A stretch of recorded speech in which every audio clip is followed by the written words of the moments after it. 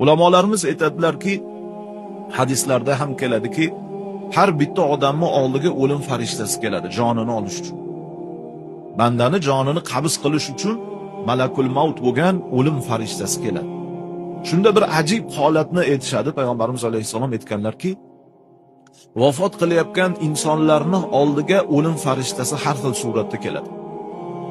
Xudoga taqvo qilib, undan qo'rqib, solih amallarni qilgan bandani oldiga kelgan farishtaning peshonasida shahodat kalimasi bo'lar ekan. Shahodat kalimasini nimaga Alloh taolo yozib jonini olish uchun, bandasini jonini olish uchun yuboradi desa, banda o'lar vaqtida ham qiynalmas. O'lim sharbatini totish, birodarlar, oson emas. Yonimizda birov vafot qilgan bo'lsa, qanaqangi bir mashaqqat bo'ladi.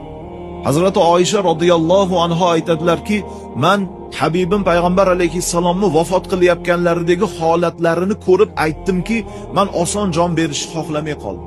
Jon berish shunaqa qiyin bo'ladigan bo'lsa, men oson jon berishni xohlamay qoldim.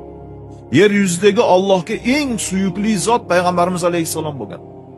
Shu zotni jon topshirishlari juda ham qiyin bo'lgan, mashaqqat bo'lgan. Yomonligidanmi? Yo'q. Alloh subhanahu va taolo payg'ambar alayhissalomni dunyodagi hamma sinov bilan sinagan. Aziz qilish uchun, mukarram qilish uchun, o'zini huzurida darajasi yana ham yuqori bo'lishi uchun. Oldilariga bir idishda suv qo'yib, suvdan tomizlardik, suv qurib qolardi. Payg'ambar alayhissalom o'limni sharbatini shunaqa totgan.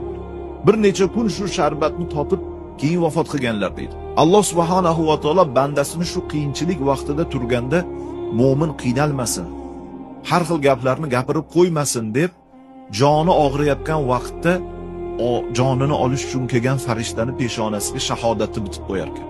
Bandani ko'zi tushsin, shuni o'qib olsin. Shuni o'qib keyin joni uzilsin degan ma'noda.